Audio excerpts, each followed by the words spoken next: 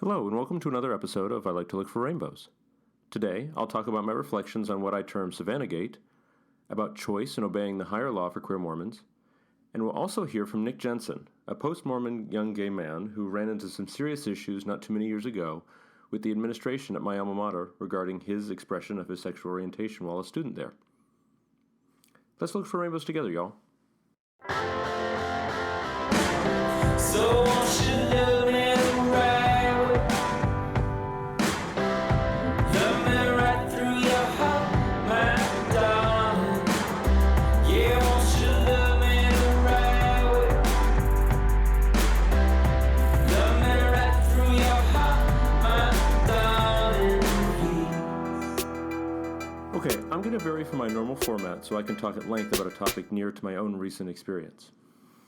As many of you know, my second episode on this podcast featured the story of a young woman named Savannah who came out to her LDS congregation as a lesbian during a fast and testimony meeting. I believe I was the first media outlet, and in my case I could only very loosely and broadly be called a member of the media, but whatever, that she told her story to. The story blew up after a video was released of the incident in which a counselor in the stake presidency interrupted her testimony and asked her to sit down. I was interviewed by the New York Times and the Associated Press as to my thoughts on the subject, and Savannah and her parents in numerous others. And readers curious about what I said will find those articles linked to on the podcast Twitter and Facebook pages. However, in what was rather unfortunate but predictable, not long after the video was released, the backlash from those eager to defend the church started to come out. Now, just to be clear, there's nothing inherently wrong with feeling and even expressing loyalty to your beliefs. But it was dismaying to see what felt and looked like a fundamental misunderstanding of what happened on the part of many of those who jumped in to rescue the church's honor. First, a bit of a primer. The bearing of testimonies is a big deal in Mormondom. We dedicate about an hour of our worship services to letting anyone and everyone bear their testimonies publicly and over the pulpit once a month, and it frequently happens outside of that hour too. Testimony bearing is a frequent feature at devotionals, especially those held for youth and young adults at church meetings outside of the fixed Sunday services. Most talks and even lessons are ended with short testimonies by the speaker/teacher, and it's fairly common for the presiding or conducting leader of a meeting to call on someone from the audience to bear a testimony in front of everyone, often with no notice, especially if he or she is trying to fill some extra time, or to offer an unscheduled testimony her or himself. So first, what is a testimony in a Mormon context? Well, it's simply meant to be a statement of faith, of what one believes, and will normally be on a gospel topic. In our culture, it's most often church or gospel affirming. We have an acknowledged bias towards things that are either faith promoting or uplifting, so the right kind of closure is almost a given at the end of almost all testimonies, such that if most Mormon worshipers are listening to a testimony in a Mormon church meeting, and they hear a story of unbelief or doubt, they implicitly await the inevitable but, and the transition to everything coming out right in the end. This sentiment is captured really well in Friend Mormon's piece written in opposition to Savannah's testimony, in which the author wrote, quote, "In an actual testimony," and just as an aside, that quote means that the author of this quote doesn't believe that Savannah gave an actual testimony, whatever that definition of that is. Anyway, in an actual testimony, you would expect something about how some life event has helped her grow spiritually. But Savannah doesn't do that, close quote. Most of the serious criticisms of Savannah's talk can be boiled down to, I think, a sense of conflict with the fact that Savannah's testimony challenged some of these norms. Before we get to these substantive criticisms, let's quickly deal with and dismiss all the multitude of silly and frivolous complaints about Savannah's testimony first in order to get them out of the way. She wrote it down beforehand, and a testimony is meant to be extemporaneous. It's one example of a common complaint that I've heard. If this sounds nitpicky, that's because it is. Most testimonies are likely not prepared on paper beforehand, although many, and maybe most, have undergone some prior preparation before being delivered, if only in the speaker's head. But many of them are. For example, when I served my mission, most of the members in the Chinese-speaking branch I served in wrote down their testimonies to overcome nervousness and to organize their thoughts. There was never, is not, and will likely never be anything that forbids writing out testimonies to be delivered. I see this often, and probably will continue to see it on Sundays forever and ever, amen. Also, as she said in my podcast episode before all this blew up, she wrote it down to get her parents' approval so that it wouldn't be too controversial, or wouldn't ruffle more feathers than needed. So, the people that complain about this, your prescribed solution causes more problems for you, had she just delivered it extemporaneously, because it might have gone further than it did, just because there wasn't time to plan, and she was 12. She wrote it down, at least in part, out of concern for your feelings. So the next common complaint I hear: they videoed in the chapel, and you're not supposed to. This is technically correct, but if this is your beef, do me a favor. Go to YouTube and type in the search term Sacrament Service LDS. There, you'll find special musical numbers, missionary farewells, talks, etc., all filmed in LDS chapels around the world. Be honest with yourself. You wouldn't have cared about this had you seen those clips before Savannah-gate. This isn't a real issue. Next one. This is not the time or the place to talk about her sexuality, gay or straight. Again, be honest with yourself. Had she talked about a boy she liked as part of her testimony? Would she have been cut off? Would you have been mad? Of course not. And straight people mention or indicate that they're straight all day long. This is silly. Next one. It's bad to have her say she's gay now. She's so young and it can change. Well, I knew I wasn't straight before I was 12. And you never say that to a straight 12-year-old who talked about liking the opposite sex. Next one. Her parents put her up to it. I have lots of reasons to believe that this isn't true, and you, whoever you are, you don't know that. I've met her mother and spoken to her numerous times. I found her honest, and all the stories, not all of which I'll share, that she's told ring true to me, and are confirmed naturally by what I've heard numerous times by their young daughter. I could be fooled, of course, but I've got no reason to doubt them, and lots of reasons to trust their stories, and I, at least in part, evaluate the truthfulness of claimed stories for a living. Here's a tip, and it's one that I use regularly.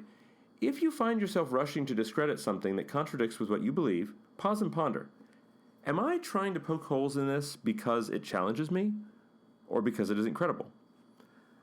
I find it's often the former, and I do well when I slow down and evaluate the claim in a dispassionate manner, and if it challenges me, I remember that challenging my mind is how it grows and expands. Lastly, we Mormons have a really bad habit of dismissing things we don't like just by saying something that we think discredits the speaker personally, while still never addressing the merit of what they said. This is a fallacy, and we've got to stop it. Lastly, well, I don't broadcast my flaws in front of the whole ward, and she shouldn't have either. All she's being asked to do, i.e. not have sex to anyone but your opposite gender spouse, is what straight people who can't get married do too. This one's really frustrating. One more time for those of you in the back. Being queer isn't a flaw, and it's not a shortcoming. And when you say the second part of your statement, you confuse abstinence for celibacy. These are similar words, but they are not the same thing. Abstinence is waiting for the right time and situation to have sex. Celibacy is the renunciation of the practice of sex, procreation, and biological child rearing. Mormons are for abstinence for unmarried people, but against celibacy as an incorrect practice that destroys the primacy that marital relations occupy in our gospel and in our plan of salvation.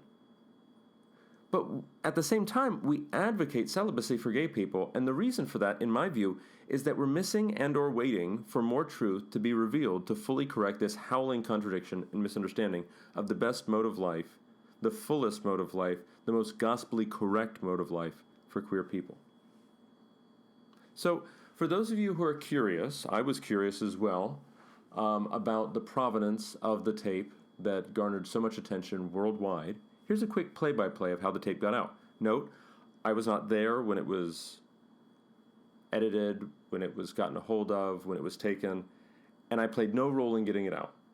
I found out about the existence of the recording the same way that you did. Anyway, as I understand it, it was a last-minute decision to record it on a cell phone of someone who was attending. They did not expect her to be cut off. It was recorded as a keepsake and to show Savannah's friends in an LDS-themed support group for queer teens.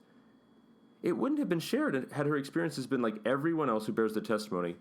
Sidebar, I've listened to her testimony, and it wouldn't make my list of top 50 wild or inappropriate testimonies that I've heard. And if you're familiar with Mormonism in our meetings, this is true for you too.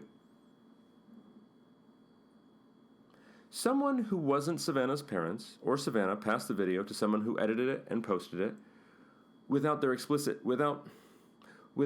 Savannah's and Savannah's parents' explicit consent to have it, but the release was ultimately with Savannah's consent, which doesn't seem all that odd to me since she'd shared it already on my podcast and I had already posted it in written form on my website. Now, back to what I said a bit ago, that the opposition to the video tended to break down on the basis of, this isn't how we do testimonies in the church, which, of course, in some ways is true. Some have pointed out that she at least indirectly challenged some of the ways that we talk about gender and sexuality in the church in telling her truth in her testimony over the pulpit. So this, to me, brings up a fundamental tension as we meet together as a body of Christ and are asked to describe ourselves and our experiences to others in a church with a supposedly open canon and a belief in continuously available revelation. What do you do if the answers you get from God aren't what the leaders who claim a prophetic mantle proclaim? Can you express those differences at church, and how should your fellow worshipers treat you and receive that message? Can you do that in a church-affirming way? I think the answers to those questions are, first, you often will have a duty or the right to share that personal revelation. Second, yes, and they should accept your message with grace and humility. And third, man, I hope so, because that's the only way I can stay. I gave a talk in sacrament meeting in my unit a few months ago in which I outlined how I received a truth about myself and others before the church taught it. At the time, they taught the opposite, and how I found it faith-affirming and confidence-building to know that I could rely on the answers I got in prayer, so much so that even when something fundamental that I believed in was contradicted with the answer that I got, I trusted in that answer, and that answer ended up being right. In 2000, I prayed for God to change me so I could someday marry a woman. I thought I was gay then, but it may have been because my attraction to men so distressed me at the time, and I didn't know that a person could be bi. The answer I received told me I would never lose my attraction for men, no matter what I did, and that others will always be gay, no matter what they do. Both of those statements directly contradicted what we presented as the revealed Word of God at the time, but both are fully compatible with what we now teach on the subject. Had I said or heard someone else saying those things as a teen, I think of how much pain and anguish and needless self-doubt and self-hate I personally could have avoided. Multiply that out by how many other times this happened to gay Mormons worldwide. Maybe had all those who got that same message from God, some maybe even earlier than I got it, said it over the pulpit with the grace and Christ-like love that Savannah had, we could have progressed from our previous line to a better line, a flawed precept to a fuller and truer precept earlier. We know that we will be guided by our leaders by revelation, but nowhere is it said that the revelation will be first revealed to only our highest leaders. Although I grant that as currently organized, our church would expect those same leaders to be the ones proclaiming this new knowledge and putting into full, broad force. I mean, we believe in the ministering of angels, for crying out loud, and nowhere is it said that angels will minister solely or even principally to the brethren. And when we get that light, we aren't to hide our candle under a bushel. Not only because we should share our light with others to glorify God, but because the bushel is liable to catch on fire and be destroyed if you hide your candle under it. Let us have the courage and love and trust in each other to embrace and affirm even, or perhaps especially, the testimonies that challenge us. Let's greedily consume all the truth we can find, wherever we can find it. Let our hearts be open to new and even troubling testimony. And I think we'll find that the Spirit gets in much easier that way too. Now it's time to focus on sleeping through the night.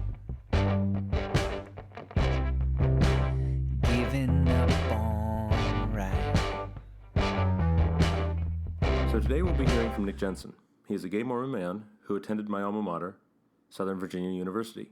You know, that little LDS liberal arts school in Western Virginia?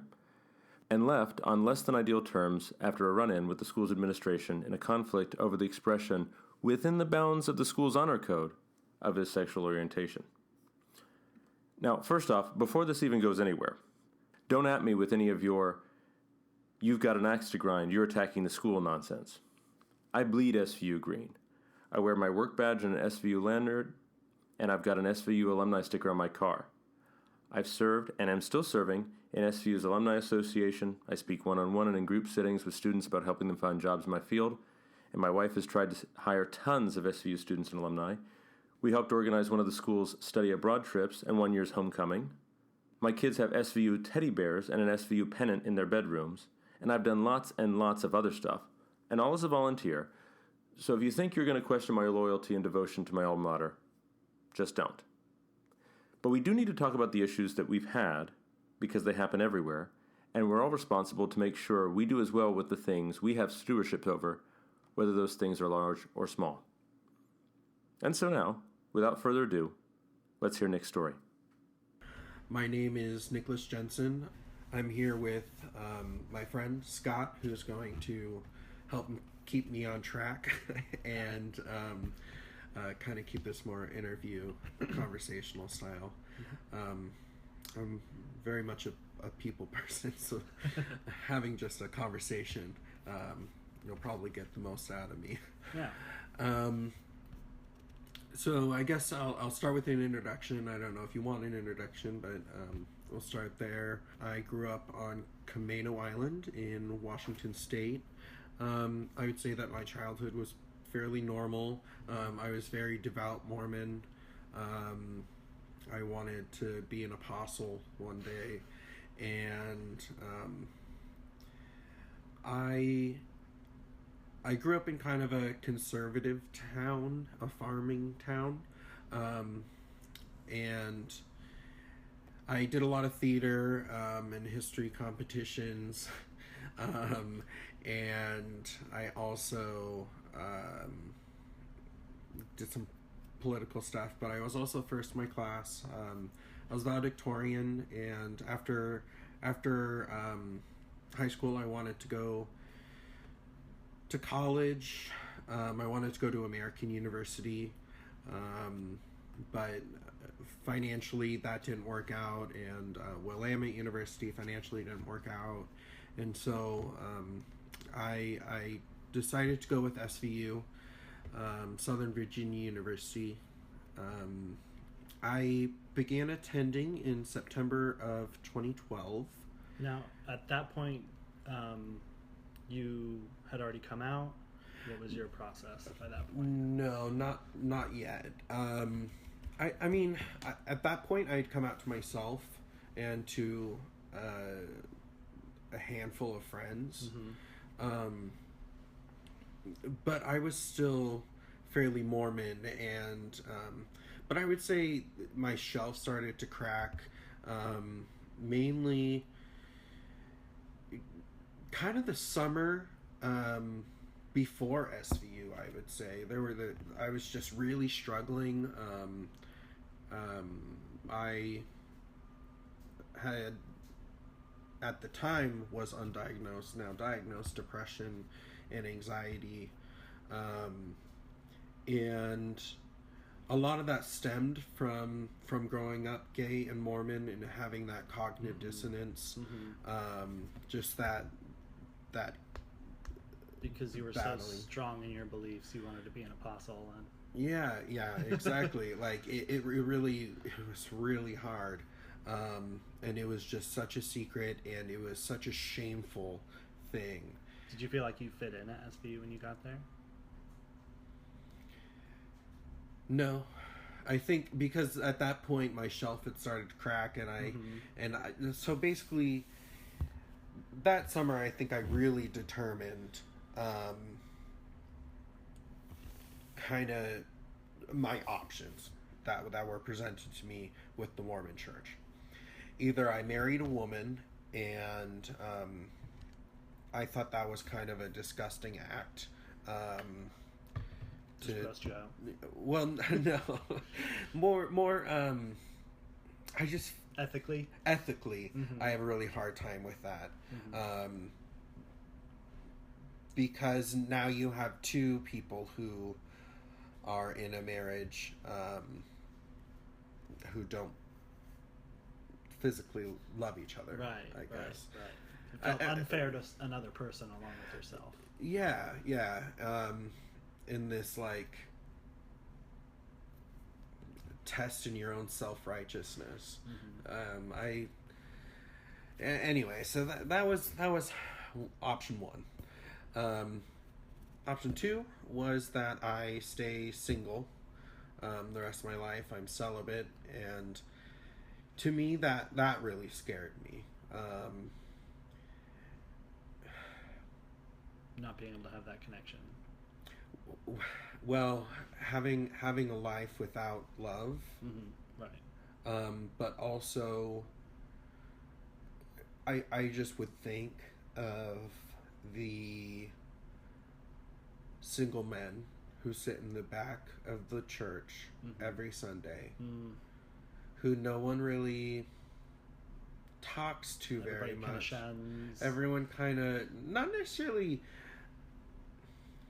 consciously shuns, but definitely like does not actively want to participate with. Right. Well, and he's kind of an outcast. An you outcast, know, yeah, like, an it feels outsider. Like, it feels like in the culture of the church. On the fringe, because everyone else is in families, and their families are doing stuff with the other families, and the single guy in the back doesn't really fit in there, and so the last option was that I leave the church. Right. Overall, or at least like split, like disobey, just kind of not follow the teachings. Or yeah, try to figure stuff out. Kind of 1 foot in, 1 foot out, sort of. Yeah, situation. until I could determine what to do. So did you feel this way pretty much the whole time you were at SVU? Like gay, or I mean, did you feel that conflict, that inner conflict? Did you struggle with it the whole time you were at SVU? Absolutely, that inner conflict, the cognitive dissonance. I struggled with that. I mean, I still struggle with that. Did you feel like that maybe it was a dead end for you at SVU? Like, did you get to that point where, because this conflict was remaining there and it was so fresh because SVU was an LDS school, it began to feel like a dead end? Or did you feel like you wanted to stick it out, that it would get better? So chronologically getting back on track, I guess. So after high school, SVU was kind of my only choice. Southern Virginia University. They offered me almost all tuition paid. There was still a chunk there, but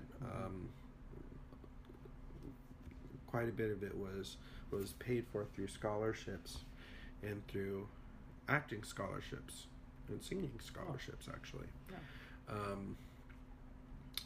And I went to check it out, and I thought, I really don't want to go to an LDS school. I can't explore that other side of myself that I had acknowledged now existed at an LDS school. Right. At that point, I was still very devout Mormon, I would say. Like, I kept the commandments and really... You still had a testimony. Yeah, I would say I still had a testimony. I struggled, though. I started to struggle. I remember my dad, we were on a tour of a college, and he was like, you're going to go to Institute, right? And I was just thinking, yeah, of course I will. So I at that point, I had been struggling, trying to figure out what to do. And at that point, I had decided, you know what? God has given me the ability to love. And what God would force this choice on someone. Mm-hmm. It began to become clear that the God that I knew and loved loved me, was not the same God that mainstream Mormonism professes to believe in. Yeah. I was very social justice minded. I wanted to help people. And at SVU, it was really, actually, that's part of the reason I really wanted to go, was because, oh gosh, what is the motto? Leadership is service. Learn that life is service. Is that it? Yeah, that sounds right. Anyway, so do you want to talk about what led to you leaving SVU, or is that jumping ahead too far? I think jumping ahead. So I went to SVU. Didn't really think I was going to fit in, and I had some conversations with other students at that point that scared me. And I remember going back to my dorm room and just like crying and calling my best friend at the time. They scared you how? Like threatening? No, not threatening. Their conservative beliefs on homosexuality. I thought, oh, this isn't BYU, you know, there's a little bit more leeway. They don't even mention homosexuality in the honor code. Oh, right. I thought, you know, maybe this is okay. I could have a boyfriend and see where that goes. And so I had actually met some other gay ex-Mormons and some active gay Mormons, and I ended up, through them, going to an affirmation dinner, Thanksgiving dinner in Washington, D.C. And so shout out to Colby. Thank you for taking me. But that was November 10th.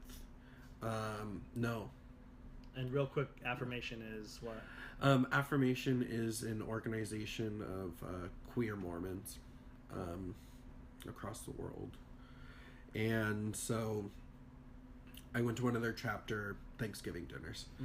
And everyone goes downstairs, or everyone went downstairs at that house. That's no longer at that house. But anyway, we all sit in a circle and we share kind of our testimony style about our life, what we're thankful for, etc. Experiences. Yeah, and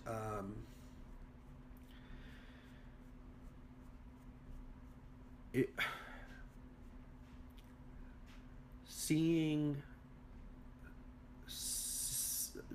other gay Mormons, other gay ex-Mormons being successful and happy outside and inside the church really gave me a lot of hope. And I talked to the then president of Affirmation, Randall Thacker, about my situation, kind of. And I remember him saying, kind of giving me some advice, and that's when I decided I was ready to come out. That if when you come out, you have to prepare for the worst. And I felt like, okay, I can financially, I'll figure it out. And so I came out the next day, on November 10th, 2012. Was it a phone call? It was actually a Skype call, and my parents were asking, "What's wrong?" And did they hear something in your voice? Or yeah, they just knew that they knew something was going on, and I had copied and pasted a letter I'd written to them into Skype, and I was trying to, and all the text was smushed together, and I was trying to hit enter to to move the lights down. But I kept thinking, I can't do this. No, it's not going to happen. I'm just, what the heck are you doing?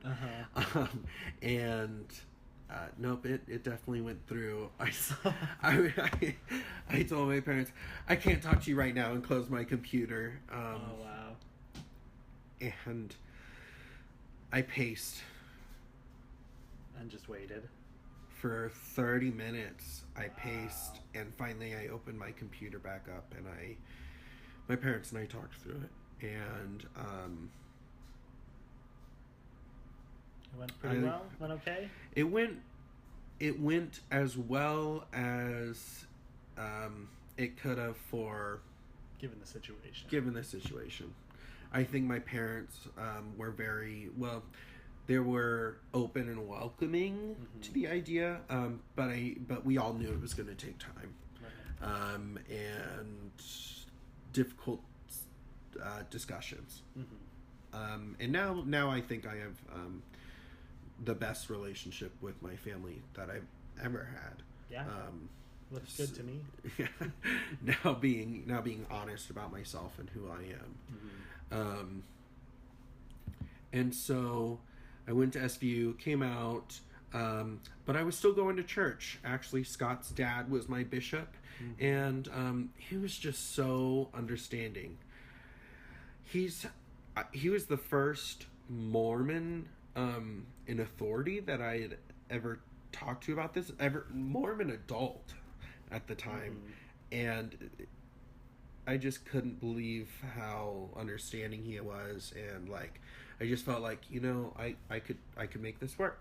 I can keep going to church, and so I kept going to church, and I would miss here or there, but by the end of my freshman year, I'd kind of tapered off going.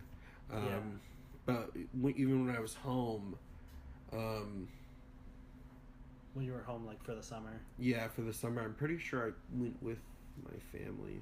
I can't remember at that point.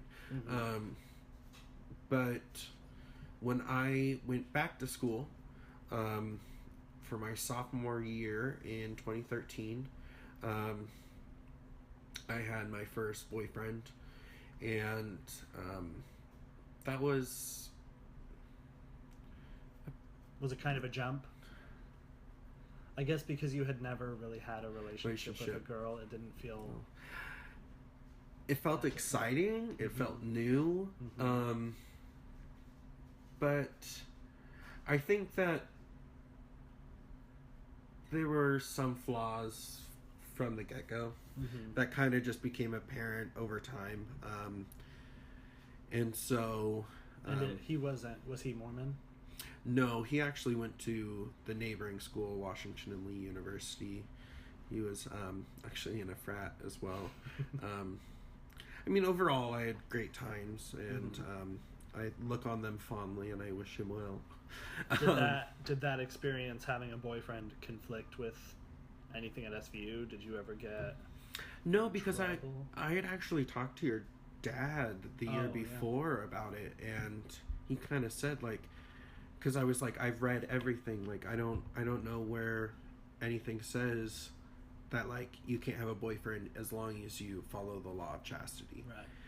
And keep your hands to yourself and such. Yeah, exactly. And then you won't get kicked out. And so he was, I remember him saying like, well, they can't just find a rule book hidden in their desk and put it on and say you're kicked out for this hidden rule. Right. And so I kind of, I don't know, I heard that and ran with it, I guess. Yeah. And I kept asking the dean of, or I kept asking various school officials whether it was acceptable or not, and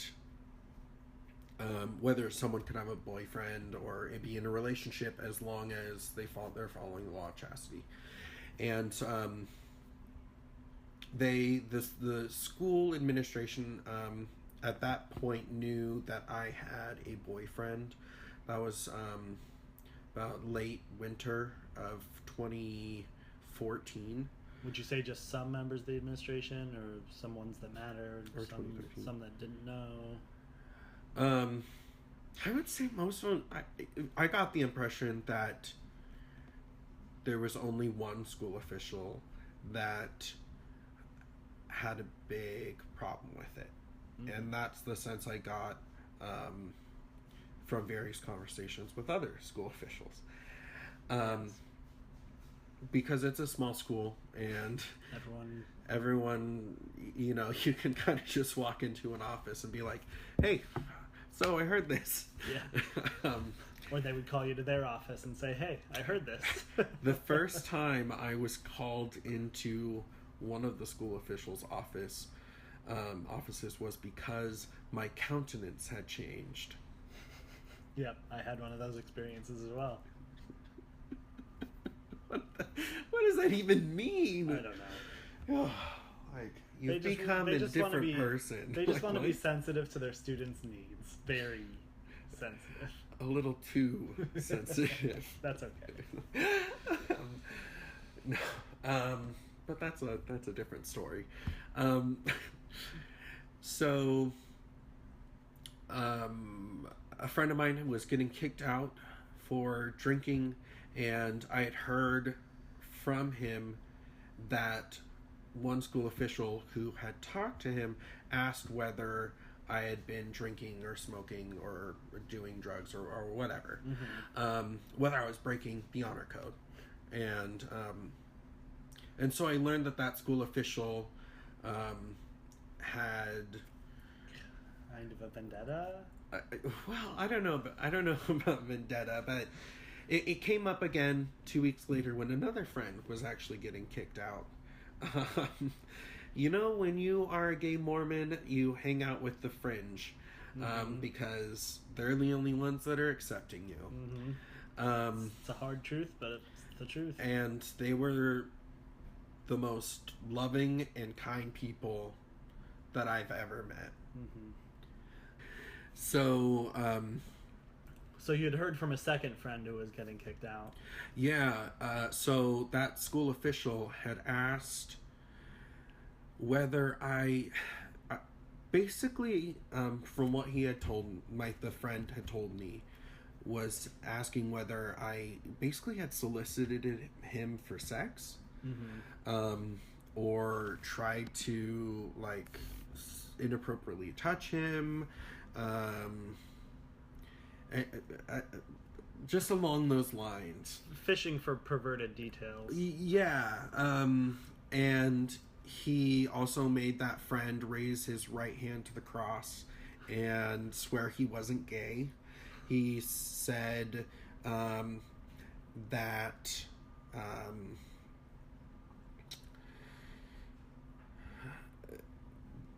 that it wouldn't be that it's like Nicholas Jensen wears just a gay sign on him all the time, on himself, and I'm not wearing a straight sign around myself, professing my straight whatever, blah blah blah, or at least that's what my friend had said.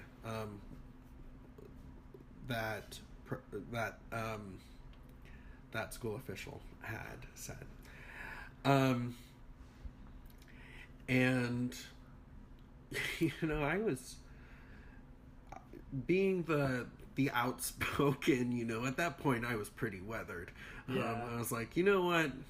Pretty bold. Yeah. Not necessarily bold in a way that, like, I wanted to change the school, but just I wanted to be able to be comfortable being myself. You were self-assured. You were assertive. You were... Yeah, I wasn't... I wouldn't say I was outspoken, but I wasn't going to go down quietly. Yeah. And you weren't going to hide your... And I wasn't going to hide. And that's funny you bring that up, because the year prior, before coming out, I had promised myself that I would stop telling people no when they asked me if I was gay. Oh. That I wasn't going to lie to myself, and I wasn't going to lie to them. Yeah. And so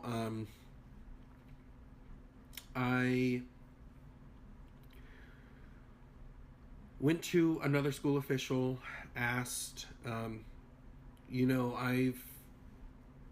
I've heard that this other school official has said some stuff about me, is asking about me. I don't understand what's going on. I don't understand why. And so he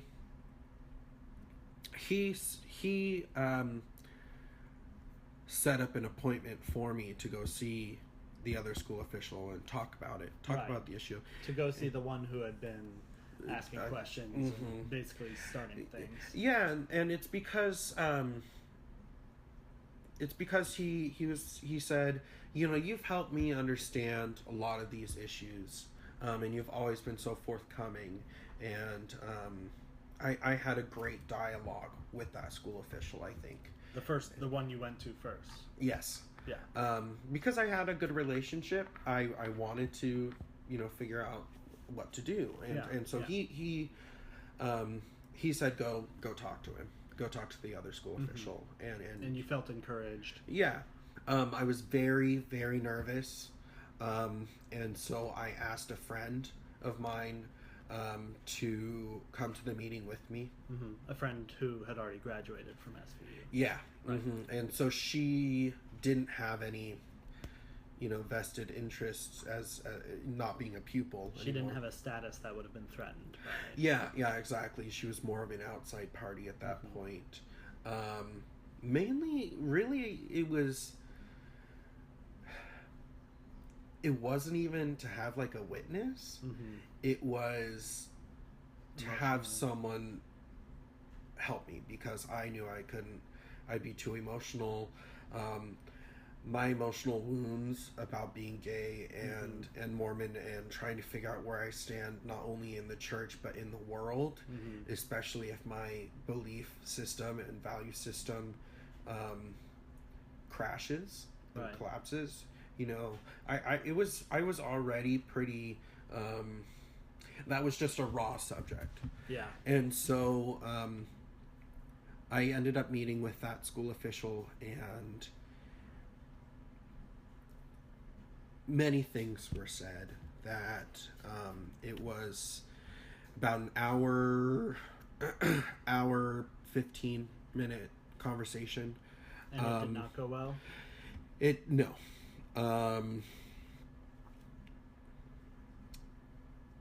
I won't go through what everything was said. But it was plain that I was not welcome there, and that I would either need to choose to leave, or I would be kicked out. Eventually. Forces would Exactly. inspire And the way that was communicated was in a very hurtful and insulting way. And I know Mormons love to say you choose to be offended, but you know what? When someone is attacking you for something that you are struggling with yourself, and you're trying to come to terms with, and at that point I decided, this is something that's vital to myself. I can't not be who I am anymore.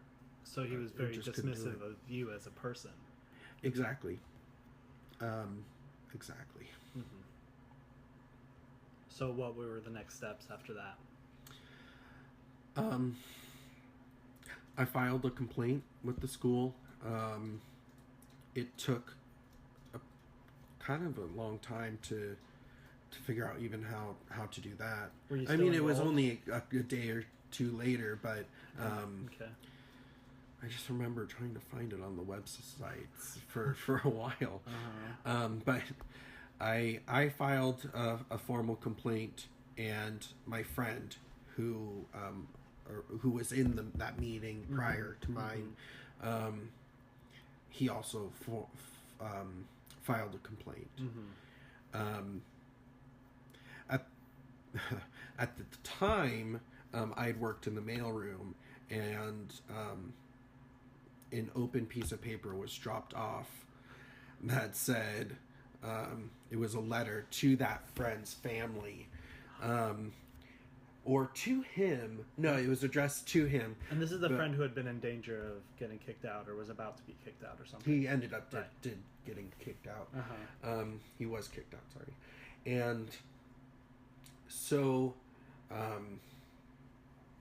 You saw a letter. yeah. Thank you. So the letter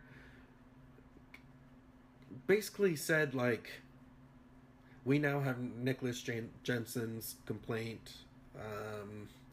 I have a picture of it somewhere. Oh, because actually. it involved him? I actually, like, documented everything. Wow. And Yeah, that's I smart. have files and files and files. Conversations with Lambda Legal, conversations with the with everyone, because after it happened, my mom, who she worked in a lot of social services, and so and kind of rights, and so she immediately was like calling her lawyer friends and sending massive, books of information, not books, but it was basically a timeline of events from right after it happened. Yeah. Because I typed it all up right after. Yeah. And she was sending it to everyone. DC, to senators, to congressmen.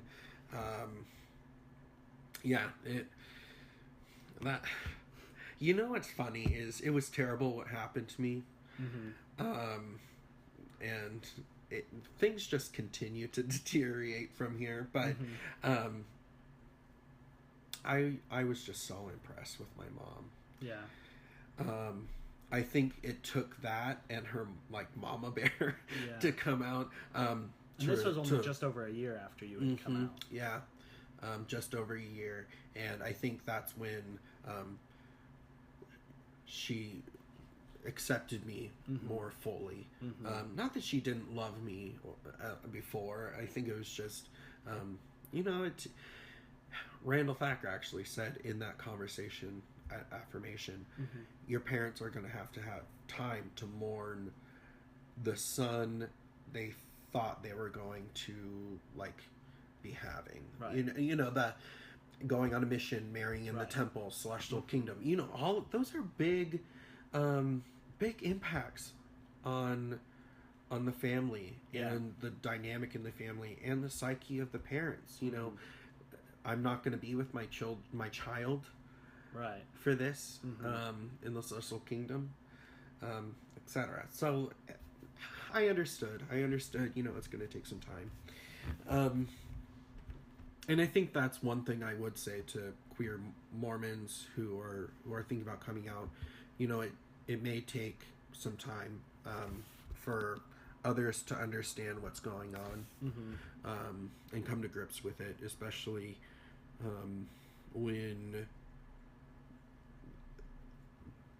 when you're in the Mormon culture and religion, I would say. Yeah. On that note, would you say that also, in general, they can be hopeful that their parents will come to terms with it? Or it's on a case-by-case basis?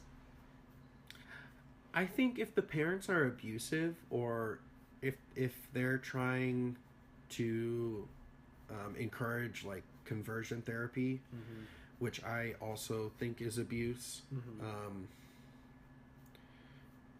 Not just think, but know is abuse. It straight up is.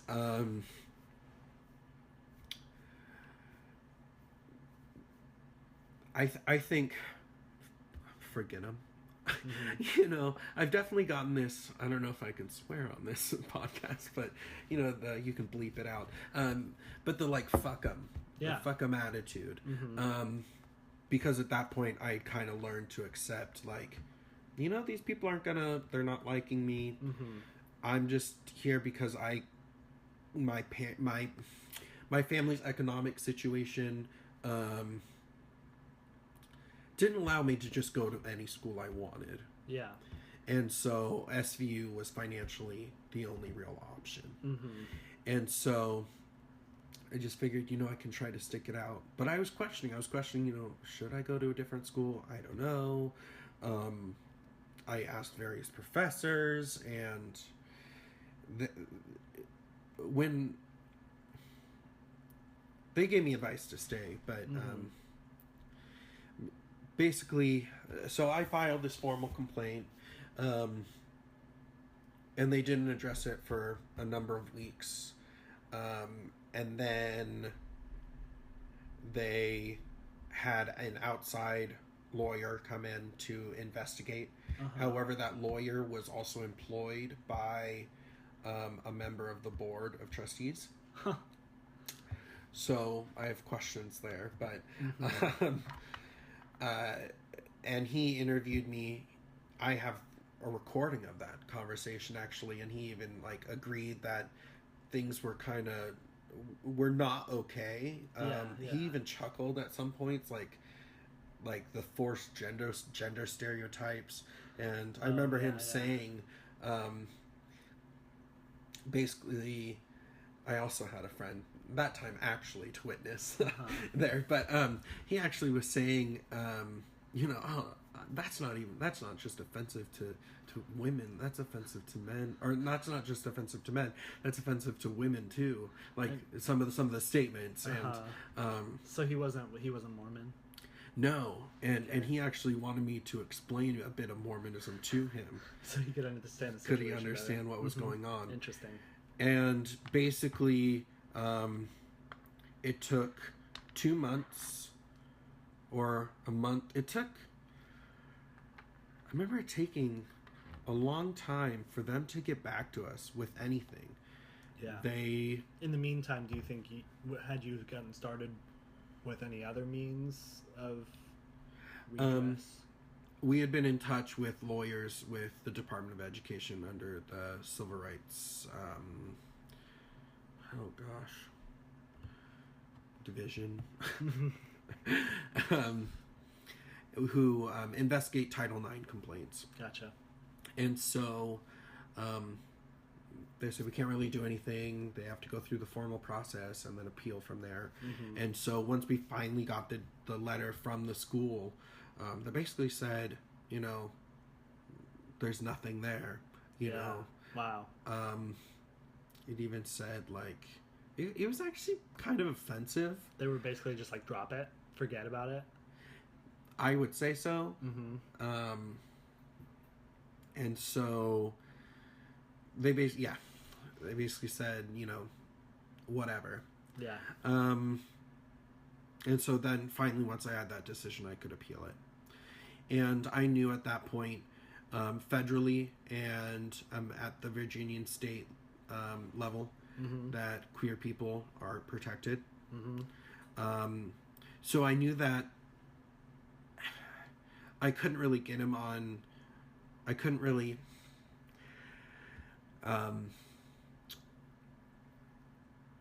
pin this person discriminated against me based upon my sexual orientation, which wasn't a protected class under law.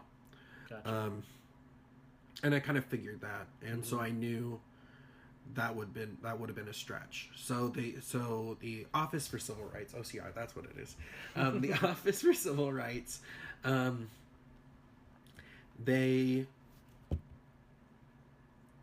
they formed my complaint into two. Basically, that the university didn't have policies in place to appropriately deal with that issue. They didn't have anything on Title IX on their website. I couldn't find it in any books. And so that was one complaint. And then the second complaint was about discrimination, but it had to be based upon gender stereotypes. Really? Not sexual orientation? Not sexual orientation. Interesting. And so... Do you think you kind of blindsided SVU a little bit? Do you think they had never really gone through any sort of investigation like this before? No, because I had found an OCR investigation from, I want to say early 2000s, that had stuff to deal with, but I think in that investigation they were fine, if I recall correctly. And so I think everything on... I don't think they wanted me to contact as many people as I did, but ultimately it went to the OCR. They investigated. They found the school at fault for the first count, that policies weren't being implemented properly, best practices weren't being followed. And the second complaint, they couldn't actually confirm, you know, and I knew that. Even at the beginning, the lawyers with the OCR told me that. They were so incredible, by the way. They are hardworking, and they were just awesome and so understanding. Shout out to the Office of Civil Rights. Well, who knows what that Office of Civil Rights looks like now. So at that point, when you had some manner of success, were you still at SVU? No, at that point, I was getting ready to go to Western Washington University to finish my education in political science. So you had left SVU and moved back to Washington. Yeah, and in between that time, I suffered from a very intense depressive episode, and I ended up in the hospital, and now I realize just the whole situation of not just everything at SVU, but everything else that was going on in my life just came crashing down. And so I had learned to rebuild myself. I was rebuilding myself at that point. And I started going to Western Washington University, and one of my first classes, there was a queer person of color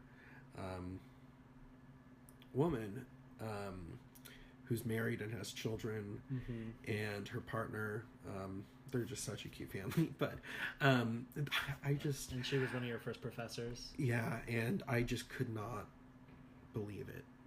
I felt welcome. I felt finally welcome. I felt like, finally, I'm in an environment where I can thrive. I can be accepted, and we can talk about sexuality and social justice and racial issues in every single class, because people are pretty progressive there. There are issues, but definitely some racial issues. But for me, I was just glad that I was going to a school where I could walk across campus without a school administrator or school official like calling me into their office and worrying about being kicked out for having a boyfriend. And so I was able to thrive. I graduated in June of 2012.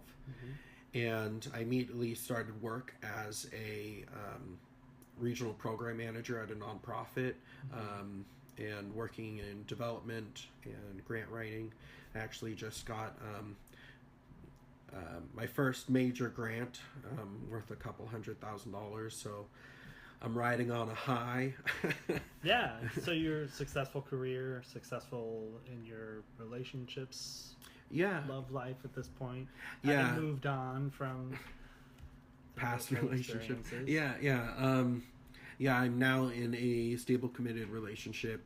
We've been together just short of 9 months. And I had to, as they say, kiss a lot of frogs to get to that point.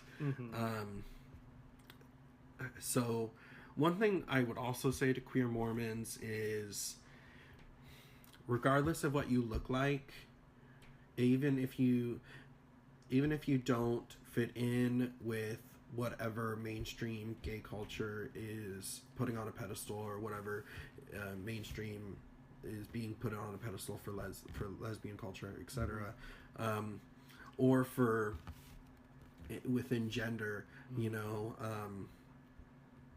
like, again, fuck it. Like, just don't worry about what people think. Not that, it's more all of us should be not thinking about it. Like, it should just not even be an issue. But that's also getting political now, which is just kind of bullshit. But so yeah, I have a fairly stable career and relationship. That's what I was going to say.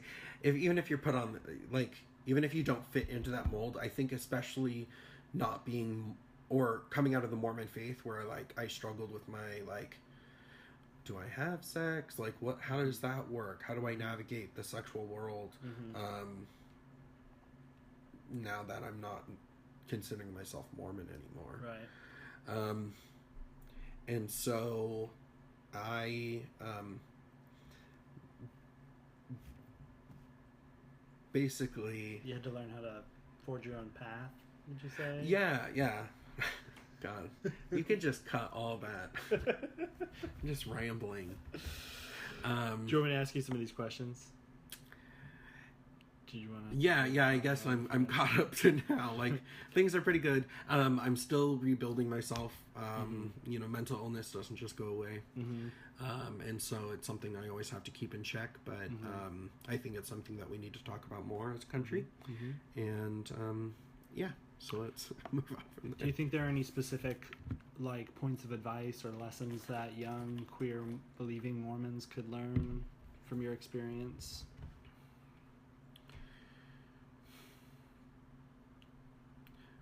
Do your best to not go to a Mormon school. Okay. Surround yourself. What I would say is that you've now given them 18, possibly 18 plus years of your life living exactly how you wanted, how they wanted you to. What does it hurt to try to express that other side of yourself that you've been pushing down for only God knows how long? To try to be your true self. Exactly. Live your truth. No Yeah, matter what other people have taught you. Yeah. Like, if you truly believe in a loving God, then learn to love yourself and learn to love others.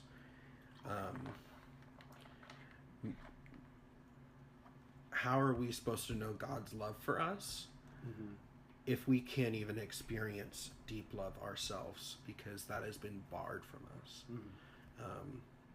And so that's kind of my thoughts on it. Okay. Let me see if there's any other burning questions. What would you tell straight believing Mormons about queer Mormons and your experiences that they may not know?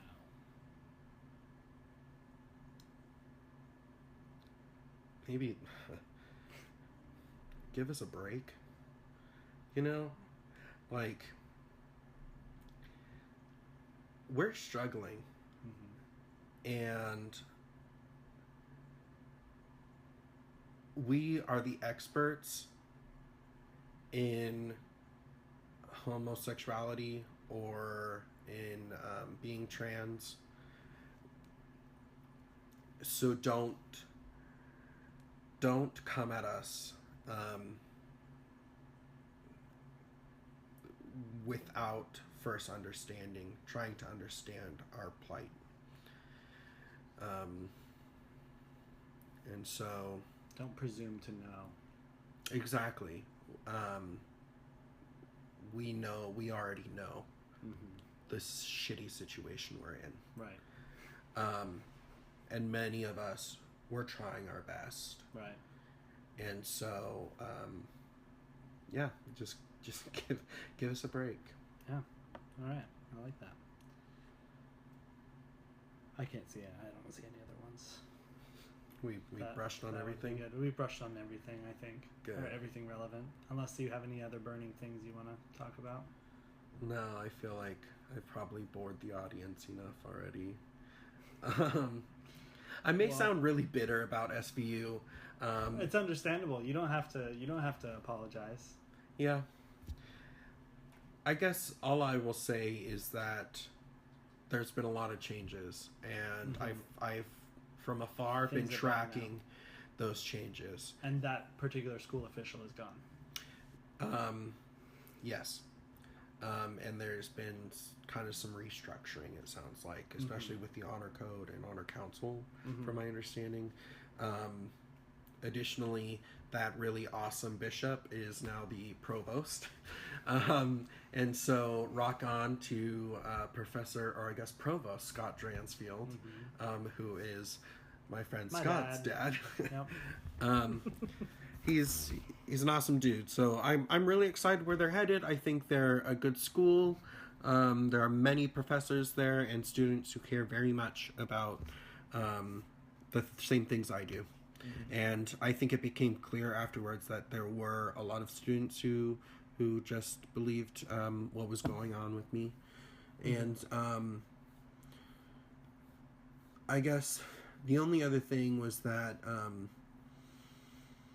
I ended up choosing to leave SVU by my own accord, basically because I decided, like I said, I had to just be away and let that other part of myself fully express and try to figure out who I am as a person. And I think I'm not a different person than who I was, but I have really transformed in many ways. Yeah. Especially my ways of thinking and who I am as a person.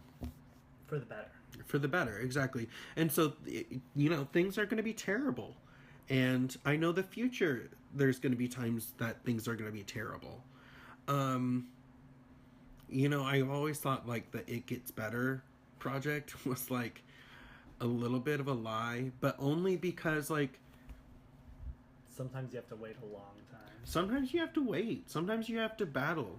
And I would say, stick it out. You can do this. It's hard. I know how hard it is. But, you are going through a very hard time. And I would say, reach out to those that you trust most. And, who will react with understanding and love. And go from there. I'm not trying to appeal to anything not real. It's a big misunderstanding. What's the universal now? Okay, so today I'm reflecting on the word choice. Normally, when that word is used in connection with queer folks, it's about an insistence, contrary to our lived experience, and, in the case of many queer Mormons like me, our own personal witness and revelation, that we, quote-unquote, choose to be queer. Now, I'm not going to dignify that with a response. I don't think anyone serious believes this anymore. Heck, the LDS Church doesn't teach it anymore, and hasn't for a while. But I will talk about another type of choice that faces queer Mormons, and I think that although the specifics may differ for queer folk who aren't Mormon, this may feel familiar in spirit, if not in letter, for most, if not all, queer folks, religious or no. In the LDS tradition, getting hitched and having kids takes on a very serious religious significance. It's not just that we believe that if you want to have sex, you need to wait until you're married to do it. It's also that we think that family relationships are eternal, and among those eternal family relationships, we assign a special significance to marital and parent-child relationships. We think that especially the husband-wife relationship has incredibly deep meaning for our quote-unquote eternal progression, which I think you could say means our ability to become even more like our Father in heaven after we die. So while marriage is important to almost all, or maybe all, Christians, I would argue that Mormons give it perhaps even more importance than others. So most queer Mormons, a bi, cisgender Mormon like me, isn't faced with as stark of a choice because quote-unquote opposite-sex marriage is still available for me, although I insist that there's still a choice that has to be made. We have a bit of a catch-22 choice to make. Unless you want to betray yourself to figure out a way to squeeze your unwilling body and soul into an acceptable marriage and have kids, and those unions almost never work out, you must choose between marriage/companionship/personal fulfillment on one hand, and staying in good standing with your faith community on the other. Let's say you're a gay man. If you choose marriage to someone you can love, you lose your good standing in the church, so no eternal progression for you, says our doctrine. Similarly, if you choose to never pursue any romantic or sexual fulfillment, you can keep your good standing, but still no eternal progression, because no wife. Now, many will protest here and say, wait, that person who's remained faithful to the covenants and couldn't marry because of quote-unquote same-sex attraction, I'll note my disdain for that phrase and hopefully explain why in greater detail in a future post, can marry in the hereafter. Now, it's true that many Mormons believe this. However, whereas this may be some comfort to the straight man who always wanted to marry a woman but couldn't or didn't while alive, it's horrifying to many queer people. To many of us, being queer is part of our being, and to somehow be resurrected as a straight person is horrifying and disintegrating.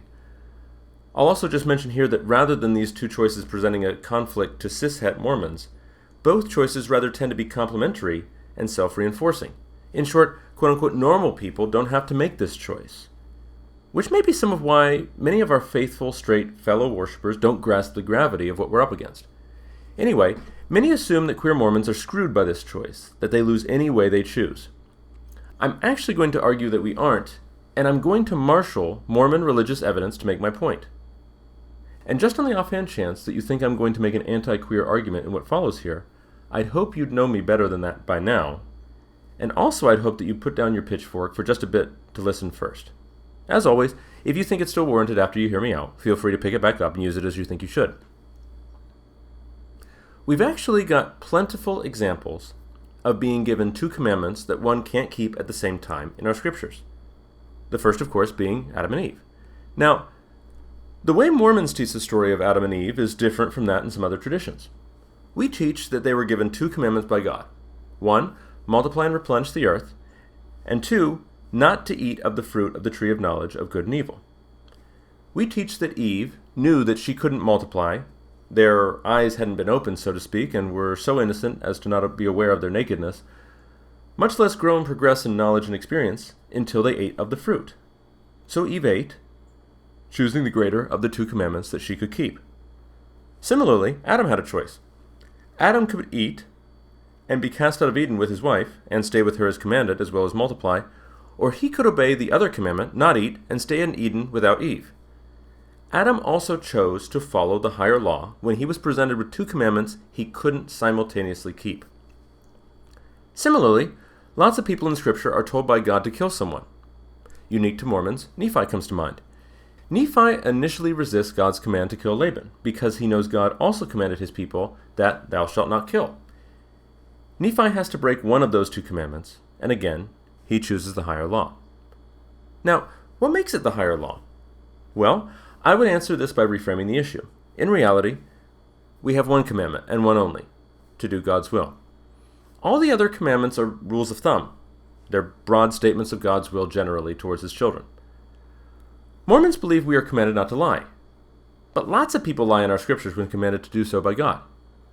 Mormons believe that we've been commanded not to drink coffee, but I'm sure no Mormons believe that God couldn't tell one of us that he wanted us to break that commandment to achieve a higher purpose in him, to fulfill a higher law. So, what does this have to do with queer Mormons specifically? Well, I would argue that when we are presented with two commandments that we cannot keep at the same time, that we do as our mother Eve did.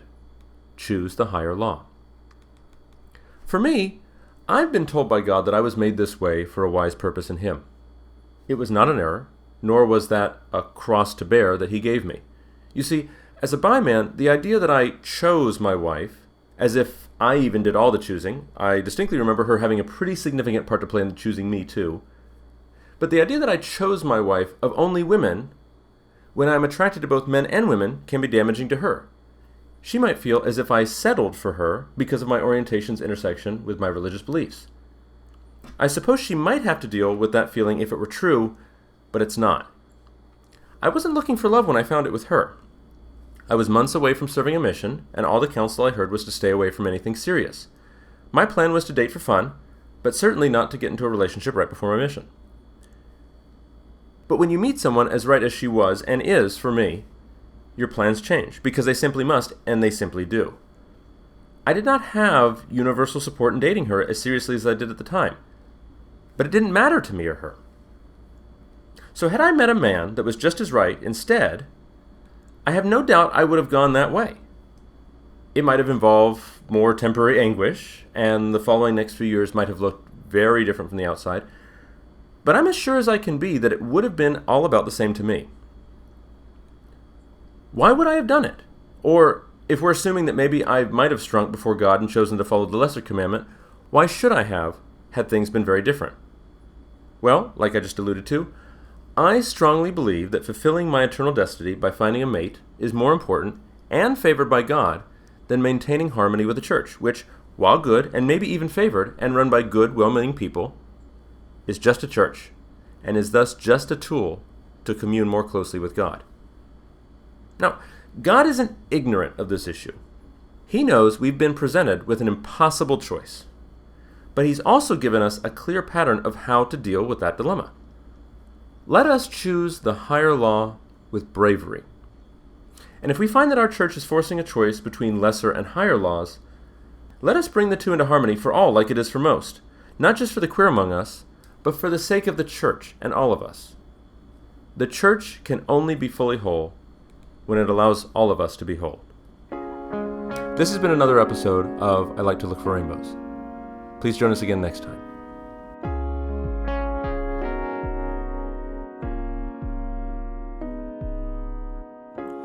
All the things that I love might be over, and I'm stuck here, both hands full of closure. But I'm not sorry for me. I know that it's not